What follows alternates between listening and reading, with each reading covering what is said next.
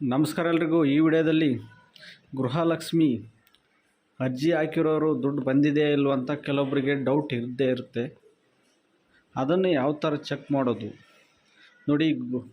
ಗ್ರಾಮೋನ್ ಲಾಗಿನ್ನಲ್ಲಿ complete details ಬಂದುಬಿಡುತ್ತೆ. ಮಂತ್ಲಿದು ತಿಂಗಳ ಬಂದಿದೆಯೋ ಇಲ್ಲ, ಸಕ್ಸಸ್ ಆಗಿದೆಯಾ ಇಲ್ಲ, ಇದನ್ನು ಯಾವ ಥರ ಚೆಕ್ ಮಾಡೋದು ಅಂಥೇಳಿ ಗ್ರಾಮೋನ್ ಲಾಗಿನ್ನಲ್ಲಿ ಇದೆ ನೋಡಿ. ವ್ಯೂ ಆಲ್ ಸರ್ವಿಸಸ್ಸಲ್ಲಿ 5ನೇ ಆಪ್ಷನ್ ಇದೆ ನೋಡಿ. ಲಾಗೌಟ್ ಆಗ್ತಿದೆ, ಸರ್ವರ್ ಬ್ಯುಸಿ ಇರೋದರಿಂದ. ಲಾಗಿನ್ ಮಾಡ್ಕೊಂಡ ಮೇಲೆ ಮತ್ತೆ ನೋಡೋಣ ನೋಡಿ.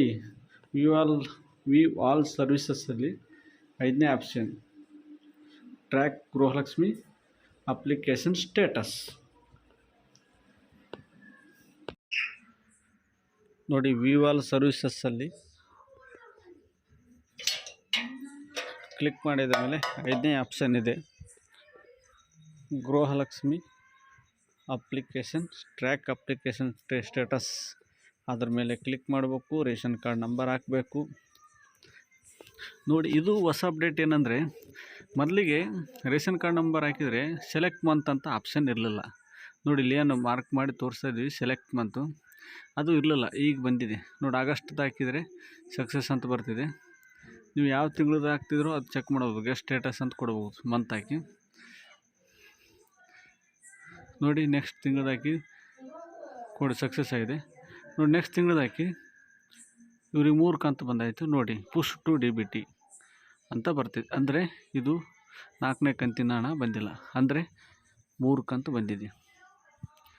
ಸಿಂಪಲ್ ಆಗಿದೆ. ಇನ್ನೇನು ಬೇಕಾದ್ರೆ ಡೌಟ್ ಇದ್ದರೆ ರಿವರ್ಸಲ್ಲಿ ಹಾಕ್ಬೋದು, ಹಾಕಿ ಚೆಕ್ ಮಾಡ್ಬೋದು ಗೆಟ್ ಸ್ಟೇಟಸ್ ಅಂತ. ಸಿಂಪಲ್ ಆಗಿದೆ ನೋಡಿ. ನಿಮ್ಮ ಹತ್ತಿರದ ಗ್ರಾಮೋನ್ ಕೇಂದ್ರಗಳಲ್ಲಿ ಈ ಸ್ಟೇಟಸನ್ನು ಚೆಕ್ ಮಾಡಿ ಕೊಡ್ತಾರೆ. ನೀವು ಬೇಕಾದರೆ ಚೆಕ್ ಮಾಡಿಸ್ಕೋಬೋದು.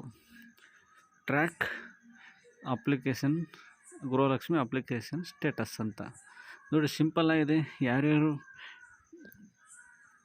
ತಿಳ್ಕೊಬೇಕಂತಿದ್ರು ಹತ್ತಿರದ ಗ್ರಾಮೋನ್ ಕೇಂದ್ರಕ್ಕೆ ಭೇಟಿ ನೀಡಿ. Thanks for watching. ಎಲ್ರಿಗೂ ವಿಡಿಯೋನ ಶೇರ್ ಮಾಡಿ.